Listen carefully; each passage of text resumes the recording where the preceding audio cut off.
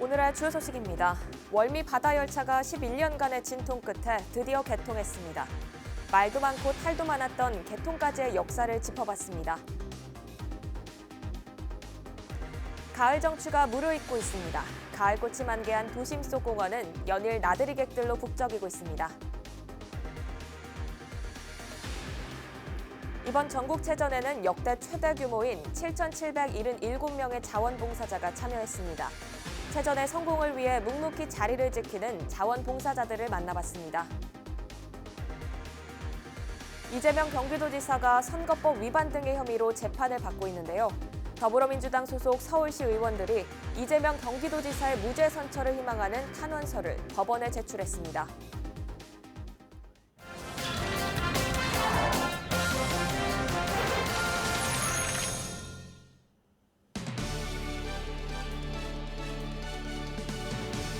여러분 안녕하십니까? 헬로티비 뉴스 시작합니다. 오늘의 첫 소식입니다. 선선해진 날씨에 가을 정취가 무르익고 있는 요즘인데요. 가을꽃이 만개한 도심 속 공원은 연일 나들이 객들로 북적이고 있습니다. 이세진 기자가 가을이 찾아온 우리 지역의 모습 담아왔습니다. 높은 가을 하늘과 마주한 코스모스 군락. 하늘하늘 바람이 일렁이면 흐드러진 꽃물결도 함께 춤을 춥니다. 가을의 전령사인 국화는 오색빛깔 화려한 자태를 뽐냅니다. 유명세를 얻은 핑크뮬리 주변은 어른아이 할 것 없이 추억을 사진 속에 남기려는 사람들로 북적입니다. 가을꽃 여러 종류 봐서 되게 예쁜 것 같고 핑크뮬리 너무 예쁘게 잘 본 것 같아요. 오랜만에 나왔는데 기분이 너무 좋고 날씨까지 좋아가지고 꽃도 예쁘고 기분이 너무 좋습니다. 부쩍 선선해진 날씨에 도심 속 공원들은 계절을 바꿔 입었습니다. 멀리 떠나지 않아도 사랑하는 사람과 가을을 만끽하기에는 제격입니다. 수도권 내립제안에 위치한 이 공원은 거대한 야생화단지로 꾸며져 있어 나들이객들의 사랑을 받고 있는데요. 특히 이맘때쯤이면 다양한 가을꽃을 한자리에서 볼 수 있기 때문에 가을 정취를 물씬 느낄 수 있습니다. 저는 여길 처음 왔거든요. 얘기만 듣다가 와보니까 자연 그대로의 모습이 있어서 너무 아름답고 공기도 맑고 여름과 가을 사이에 끼어있는 그런 양쪽을 다 느끼는 아주 맛있는 계절인 것 같아요. 무더웠던 지난 여름이 조금씩 잊혀져가는 10월의 어느 하루. 가을은 어느새 성큼 우리 곁에 와 있습니다. 헬로티비 뉴스 이세진입니다. 더불어민주당 소속 서울시 의원들이 당선 무효형을 선고받은 이재명 경기도지사에 대해 무죄 선처를 구하는 탄원서를 대법원에 제출했습니다. 탄원서에 서명한 서울시 의원은 더불어민주당 소속 전체 의원 102명입니다. 해당 의원들은 당선 무효형은 지나치게 과중하다며 경기도정이 흔들림 없이 유지돼야 한다고 믿는 1,300만 경기도민을 위해 선처해달라고 주장했습니다. 수원고등법원은 지난달 6일 이재명 지사가 TV토론회에서 친형 강제 입원에 개입하지 않았다고 말한 것은 공직선거법상 허위사실 공표에 해당한다며 300만 원의 벌금형을 선고했습니다. 만약 대법원에서 항소심의 선고 결과를 확정할 경우 이 지사는 지사직을 잃게 됩니다. 동대문구 홍릉 일대와 양천구 목삼동 등 서울 시내 7곳이 정부의 도시재생 뉴딜 사업 대상지로 선정됐습니다.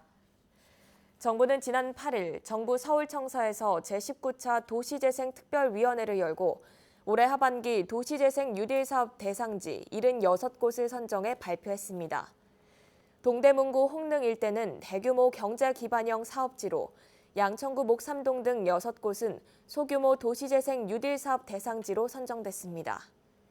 뉴딜 사업 대상지는 최대 250억 원의 국비를 지원받게 됩니다. 국토교통부는 뉴딜 사업 지역의 부동산 시장 과열을 우려해 한국감정원과 지역 부동산 시장을 감시하기로 했습니다.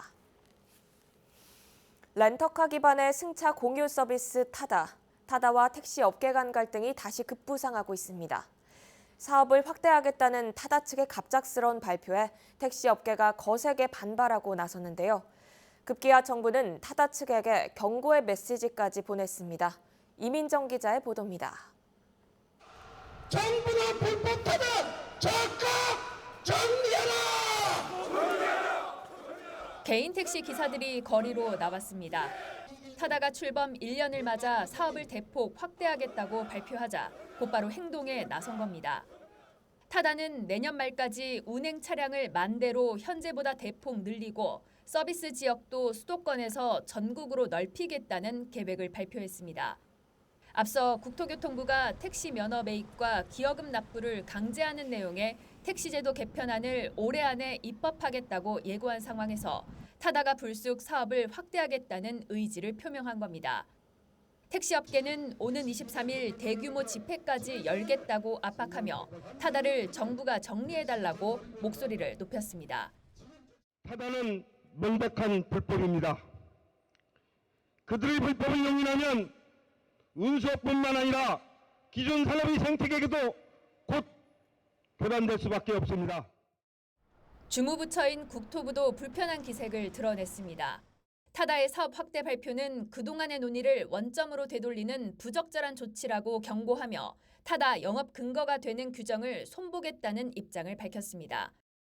정부와 택시업계 모두 강하게 반발하자 타다는 다시 입장 자료를 내 앞으로 바뀌게 될 법과 제도를 준수해 사업 목표를 달성할 것이라면서 한 발 물러서는 듯한 모습을 보였습니다. TBS 이민정입니다. 월미 바다열차가 지난 8일 드디어 개통했습니다. 2010년 완공하고도 개통하지 못해 대표 예산 낭비 사례로 꼽혀왔는데요. 취재기자와 자세한 얘기 나누겠습니다. 이재필 기자 나와 있습니다. 네, 월미 바다열차 개통까지 참 많은 우여곡절이 있었죠. 네, 맞습니다. 당초 명칭은 월미 은하레일이었습니다. 인천시는 월미도 주변의 관광 활성화를 위해 이제 모노레일을 기획을 했는데요.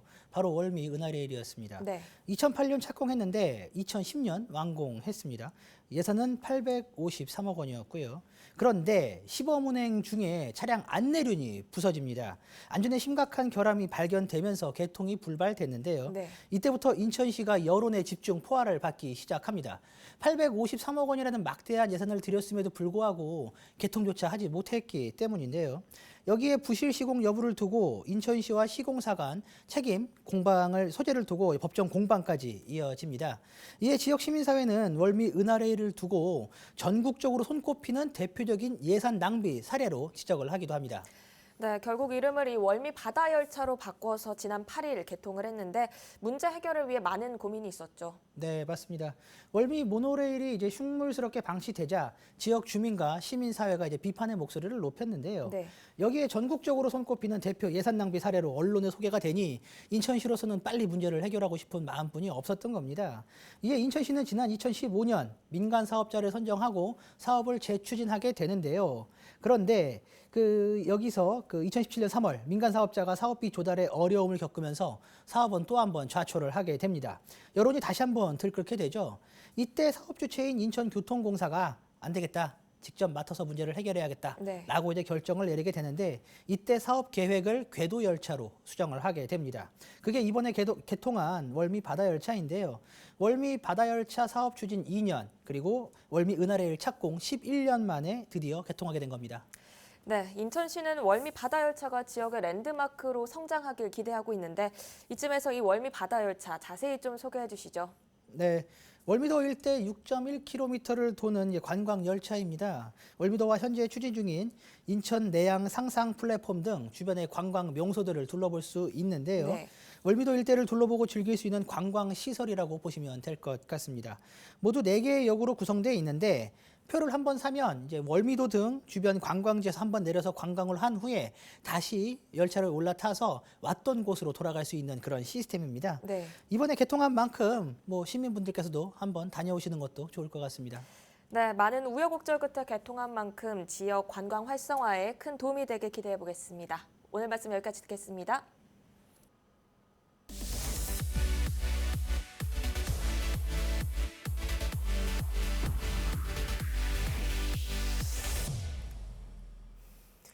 전국체전 기간 동안 누가 시키지도 않아도 보이지 않는 곳에서 대회를 지원하는 사람들이 있습니다.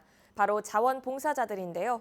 올해는 전국체전이 100회째를 맞이한 만큼 자원봉사자로 참여하는 시민들의 규모도 역대 최대라고 합니다. 김진재 기자입니다. 시합이 한창 진행 중인 경기장. 관중들의 시선과 함성이 선수들에게 집중됩니다. 하지만 시선을 조금만 옆으로 돌리면 경기장 주변에서 묵묵히 일하고 있는 자원봉사자들을 만날 수 있습니다. 학생과 주부, 직장인 등 나이와 사는 곳은 다르지만 전국체전을 위해 조금이나마 힘을 보태려는 마음은 같습니다. 서울시에서 33년 만에 열리는 100회 전국체전이라는 데 의미를 두고 지원하게 됐습니다. 차량 통제와 안내, 분리수거 등 경기에 직접적으로 영향을 주지는 않지만 누군가는 반드시 해야 하는 일. 알아주는 사람은 없지만 전국체전에 도움이 될 수 있다는 생각에 자원봉사자들은 보람을 느낍니다. 보람은 제 개인 스스로도 많이 느끼지만 또 이렇게 공동체라는 생활 속에서 내가 뭔가를 할 수 있다라는 긍정심과 자긍심도 있고 또 자존감도 크고요. 올해 전국체전에 참여하는 봉사자 수는 7,777명, 역대 전국체전 중 최대 규모입니다. 전국체전 폐막 후에도 자원봉사자들은 오는 15일부터 열리는 전국 장애인체전에서 봉사단으로 활동하게 됩니다. 회의식을 끝으로 이 활동이 종료가 되고 바로 15일 날 이어서 장애인체전이 시작이 됩니다. 그래서 19일까지 진행이 되는데 지금 참여하시는 분들의 약 한 2,500여 분 정도가 장애인체전에 이어서 참여를 하게 됩니다. 7,777명의 숨은 주역 자원봉사자들이 올해로 100회째를 맞는 전국체전에 의미를 더하고 있습니다. 헬로티비 뉴스 김진재입니다. 9일 오전 8시 13분쯤 인천 영흥도 앞 해상에서 승객 39명을 태운 유선과 레저보트가 충돌했습니다. 레저보트에 타고 있던 한 명이 다리에 부상을 입었지만 다행히 큰 인명피해는 없었습니다. 해양경찰은 정확한 사고 경위를 조사하고 있습니다.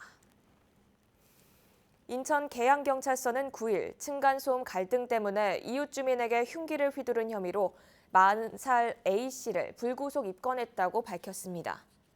A씨는 지난 5일 오후 1시 30분쯤 계양구의 빌라에서 흉기를 휘둘러 이웃인 21살 B씨를 다치게 한 혐의를 받고 있습니다. A씨는 경찰 조사에서 가족이 층간소음 문제로 B씨와 다퉜다는 말을 듣고 화가 났다며 진술한 것으로 알려졌습니다. 2022년에는 서울 전역에서 무료로 공공 와이파이를 사용할 수 있을 것 같습니다. 서울시는 최근 스마트 서울 네트워크 추진 계획을 발표했습니다. 주요 내용은 통신 기본권 보장을 위한 무료 공공 와이파이 제공이었습니다. 이를 위해 서울시는 약 1,000억 원을 투입해 2022년까지 서울 전 지역의 자가 통신망을 구축한다는 계획입니다. 서울시 관계자는 공공 와이파이 구축 사업으로 시민들의 통신비 부담이 줄어들 것이라고 말했습니다. 서울시가 공공자전거 따릉이의 무단 사용을 막기 위해 대책을 내놨습니다. 서울시는 공공자전거를 무단으로 사용하거나 잠금 장치를 파손해 불법 사용하는 사례가 급증하고 있다고 밝혔는데요. 서울시는 초과 요금을 부과하고 이를 위반할 경우 강제 회원 탈퇴와 이용 금지 조치를 시행하기로 했습니다. 또 따릉이 무단 사용자에 대해선 경찰 수사를 의뢰하는 등 강력히 조치할 방침입니다. 시는 공공자전거에 실시간으로 위치 추적을 할 수 있는 도난 방지 시스템도 탑재하기로 했습니다. 인천시가 내년에 정부로부터 보통 교부세 7,200억 원을 받습니다. 이는 올해 받은 액수와 비교하면 20.8% 증가한 수치인데요. 내년도 목표였던 6,500억도 넘어섰습니다. 이에 대해 인천시 관계자는 지방세 관련 페널티 등 인천시의 불리한 제도를 개선해 줄 것을 정부에 꾸준히 건의한 결과라고 설명했습니다. 지방교부세는 각 지자체의 재정 균형을 위해 중앙정부에서 지원하는 예산입니다. 부평구 노인복지관이 지난 8일 복지관 내 잔디 광장에서 제8회 윷놀이 한마당을 열었습니다. 이번 행사에는 차준택 부평구청장과 경로당 회원 등 150여 명이 참석했습니다. 참가자들은 우승을 놓고 뜨거운 경쟁을 벌였습니다. 국민건강보험공단 등은 지역 노인들을 위한 건강 부스도 운영했습니다. 부평구 노인복지관의 관계자는 앞으로 부평 지역 어르신들의 건강하고 건전한 여가 활동을 위해 최선을 다하겠다고 말했습니다. 부평 사회적 경제마을 한마당이 지난 4일 부평 문화의 거리에서 열렸습니다. 행사는 주민들의 호응 속에 성황리에 마무리됐는데요. 플리마켓과 마을 공동체 가치 체험 등 다양한 프로그램 부스가 운영됐습니다.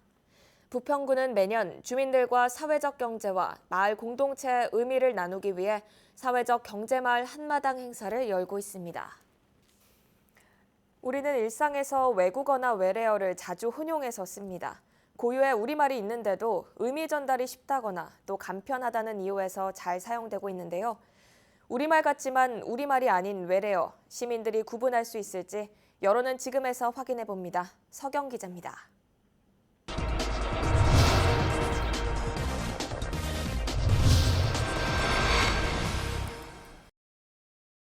일상에서 흔하게 사용되지만 알고 보면 외래어인 단어들이 많습니다. 빵과 고구마, 짬뽕 같은 외래어인데요. 과연 지역민들은 우리말과 외래어를 쉽게 구분할 수 있을지 문제를 내보고 직접 확인해 보겠습니다. 고구마는 우리말일까요? 네, 우리말 같아요. 왜 그렇게 생각하셨어요? 어릴 때부터 먹어서 왔기 때문에. 고구마는 우리나라 말일까요? 우리나라 말이 아닌 것 같은데요. 왜 그렇게 생각하셨어요? 원산지가 우리나라가 아니니까. 짬뽕은 우리나라 말일까요? 우리나라 말 같은데. 이것저것 섞어서 짬뽕했다고 해서 우리나라 말 같은데. 빵은 우리나라 말일까요? 아닌 것 같아요. 원산지가 아니라고. 빵은 우리나라 말일까요? 우리나라 말. 그 솥에다가 쪄가지고 보통 그렇게 빵 간식으로 애들을 많이 해주잖아요. 외래어를 우리말처럼 사용하고 있어서 대부분 정답을 맞추기 어려워했는데요. 이번에는 일상적인 외래어를 우리말로 순화시켜 보겠습니다. 네. 무대뽀를 우리말로 바꾸면 어떤 걸까요? 막무가내, 무척대고, 막무가내로 말하는 거 아닌가요? 무대뽀를 우리말로 바꾸면? 무대포를 막무가내? 추리닝을 우리말로 바꾸면? 뭘까?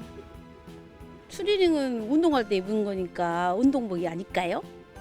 간편하게 일상생활에 간편하게 입을 수 있는 옷. 트레이닝도 영어니까 편한 복장? 이날만큼은 외래어를 최대한 줄이고 이제 우리 고유어를 쓸 수 있도록 많이 또 다른 사람들도 다 이렇게 썼었으면 좋겠습니다. 한글이 만들어진 지 573년째입니다. 한글날을 맞아 우리말의 소중함을 다시 한번 되새겨보는 시간을 가져보는 건 어떨까요? 헬로티비 뉴스 서경입니다. 오는 15일부터 김포시에 사는 만 65세 이상 어르신과 임산부는 지역 병원과 의원에서 독감 예방접종을 무료로 받을 수 있습니다.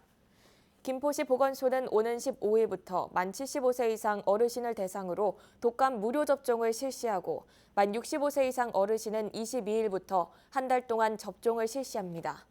임산부는 15일부터 내년 4월까지 예방접종을 받을 수 있으며 기초생활수급자나 장애인, 국가유공자도 22일부터 예방접종을 받을 수 있습니다. 열띤 경쟁을 벌이고 있는 제100회 전국체전, 우리 지역 경기 상황을 알려드립니다.